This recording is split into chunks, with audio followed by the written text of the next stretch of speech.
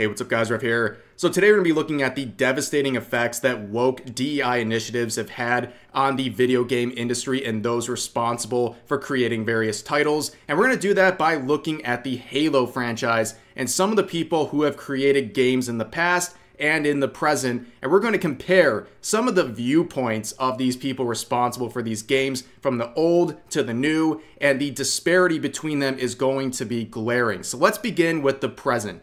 A lot of people are talking about this individual named Nick, who is a producer at Halo. Right now you can see that their Twitter account is private, and that's because people dredged up a tweet from about a year ago that is absolutely insane. So this is what they said about a year ago. I honestly don't think I could work on a game that glorifies or fantasizes modern guns. Call of Duty, Battlefield, RB6. I've had moments I've struggled with Halo, but the weapons and world is pretty sci-fi, which creates a large enough separation from reality. So this producer from Halo literally can't separate fiction from reality. That should concern you about the quality of the product that they're going to be responsible for. And really, it's not too surprising when people who are used to virtue signaling nonstop, who want to draw parallels to real life every time they see fiction, it's not too surprising that they're having an issue like this with modern guns in video games. But just think about it. Extend this logic to other things. Are they going to have a problem separating other weapons or things that could be associated with violence? Like, where does this end? How do you work on a game that is revolving around warfare and violence, but you can't separate modern guns from guns in video games without having some sort of a very, very scared reaction to it? Like, this is not normal, okay? And this is a person working on this game. It seems like it doesn't make any sense for them to do that. Like, maybe like Hello Kitty Island Adventure would be more your speed. I don't really know. But if you can't separate modern guns from video game guns, I don't know how you could be working on a franchise like Halo.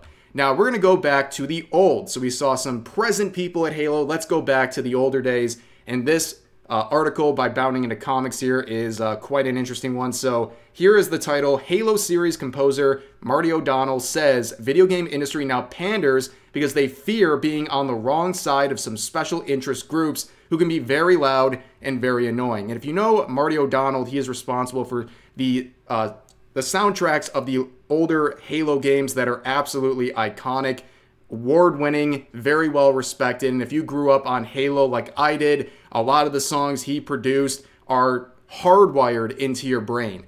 And recently, a YouTuber by the name of Andrew Says did an interview with Marty O'Donnell, and he talks a lot about DEI in the video game industry and how it's affected the product we are seeing nowadays, and how these things really just didn't exist about a decade or two ago when he was in the industry. And we're going to play 3 different clips, but let's begin with this one right here. I've spoken to some people in the industry about this before. When you were involved in games, was this on anybody's mind? Was the amount of diversity, the amount of transgender characters in games, was this ever ever a topic that anybody thought they should worry about? You know, no, it wasn't. And the current, you know, go woke, go broke.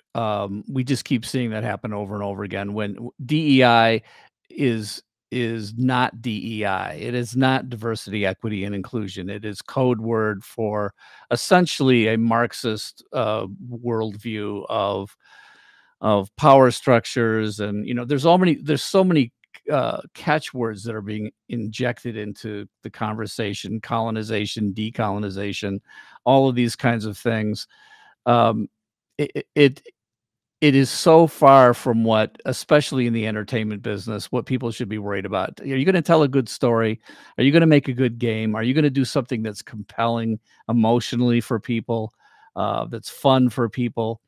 That's what creators should be concerned about. He's absolutely right. These days, there is a bigger focus on virtue signaling when it comes to entertainment products than actually providing a good story or making profits, for that matter. It's completely consumed the decision-making process for many companies. One good example is Disney and Star Wars: The Acolyte. We talked about this in yesterday's video, but this is a great example of DEI initiatives really driving the entire decision-making process behind this series, and the results are disastrous. People are not happy with this, and it seems like everything done, whether it's the casting, the plot, what have you, is all done to check boxes and to virtue signal. They don't even care about making a profit. It's about proving a point to someone out there and fulfilling some sort of initiative that people are really aware of these days. People are a lot more aware that these things are going on. Therefore, they are rejecting Star Wars, The Acolyte, and other series and games like that. And you can see the audience scores are absolutely abysmal. And going beyond that, there's just no regard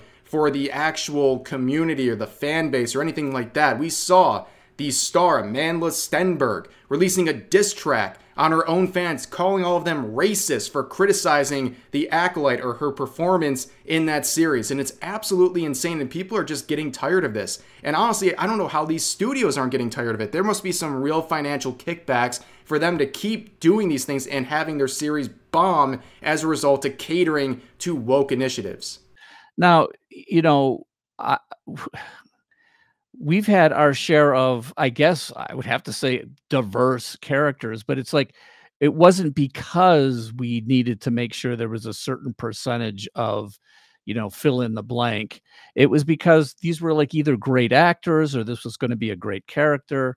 So it was never any part of what our discussions were about. Like, let's make sure we fill in the blanks for all of the, you know, so the game characters reflect perfectly the makeup of the society.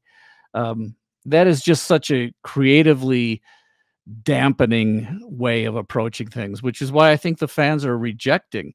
The fans don't necessarily reject movies or games because diversity or equity inclusion kinds of things are forced into their face. Certainly they don't like, you know, being preached to, but basically these are not good products. That's, at the end of the day, it's not fun to play. It is not interesting. These characters don't sound real. That's what ends up happening. People just don't like it.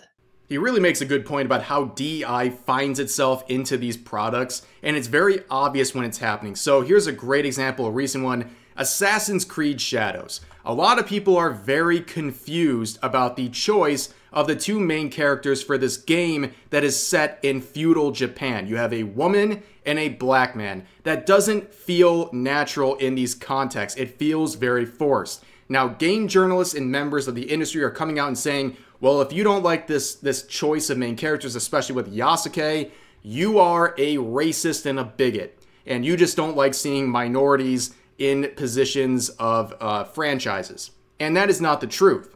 People are just confused as to the selection. It seems so incredibly forced, and they're trying to convince you, the gamer, that choosing Yasuke was the most interesting story they could have gone with for this setting in feudal Japan. And it just seems so obvious that this is forced, it's done to check boxes, and to virtue signal. And people will say, well, nobody wants to see a minority as the main character in the Assassin's Creed franchise, which is ridiculous because it's happened. We've seen other characters find their way into roles like that. We've seen in Assassin's Creed 3, the main character is the Native American man, and nobody had a problem with it because the story was good. The character felt natural for the setting. It made sense. It didn't seem like it was some forced diversity check for the studio to say, hey, we did something good for our DI initiatives. And it's so obvious when this stuff is happening. And of course, the backlash is there, and they just keep going. And this is the trailer for the Japanese version of this game. And look at the like-dislike ratio. People will convince you it's just a bunch of Western people on Twitter, mainly bigots who are upset about this.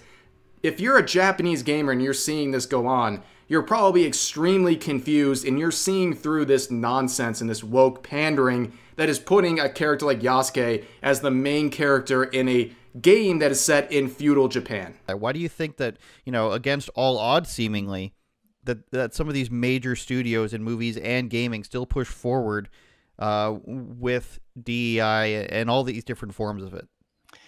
Well, you know, I can't say for certain what's in everybody's minds, but I know that when I was there, when I was talking to, you know, when I was on the board of directors, let's say at Bungie, when I, you know, talked to the higher ups at Microsoft, there is a lot of fear, and the fear started creeping in There is fear that you are going to essentially get on the wrong side of some special interest groups who can be very loud and very annoying. So let's placate those people. So I would say fear is probably one of the biggest things. I don't think, in my experience, that these are deeply held beliefs.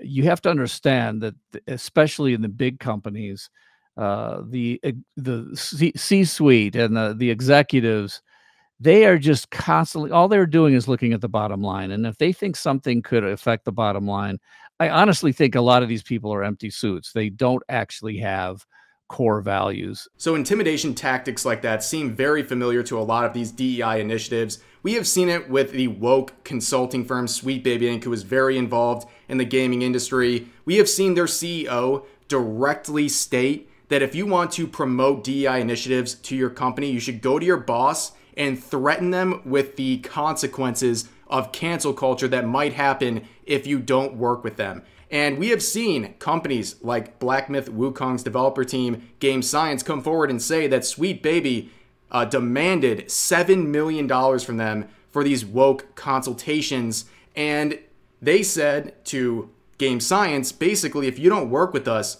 you're going to be opened up to all kinds of controversy that's going to hurt your brand and the success of your game. They denied them, and then as soon as they were rejected by this development team, coincidentally, a bunch of articles started popping up from companies like IGN that were trying to smear Game Science as a sexist company, which those claims have since been debunked, but you get the point.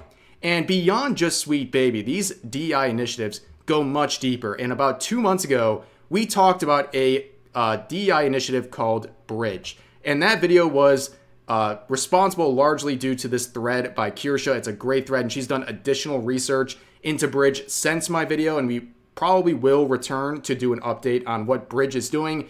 But basically, to sum up that video, Bridge is a DEI initiative that doesn't just want to insert this stuff into your entertainment. They want it flowing through every aspect of your life. When it comes to a company, they want these initiatives not only affecting the decision-making process of the leaders, they want it going all the way down to the janitor. They want everyone in the company to have this stuff so ingrained into their thought process that, by their own admission, this becomes second nature. These initiatives come without even thought anymore. It's just how you think. They want to change how you think. That's how deep all of this goes. In fact, what's funny is one of the reasons Bridge has recently had to basically try to rework their structure and how they're approaching things is because a lot of the leaders that were using their initiatives basically admitted that they were only doing it because they felt pressure to, or they thought it would save them money, or it would avoid some sort of controversy, whether it's legal or social.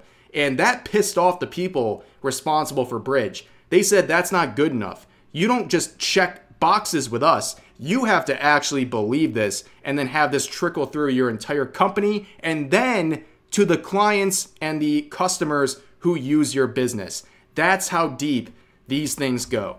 But anyways, that is going to do it for this video. I will put a link to this interview in the description. Definitely give it a listen. It's very interesting start to finish. But for now, that is going to do it. As always, feel free to share your thoughts about today's topics in the comments section down below. Hope you guys enjoyed the video, and I'll see you next time.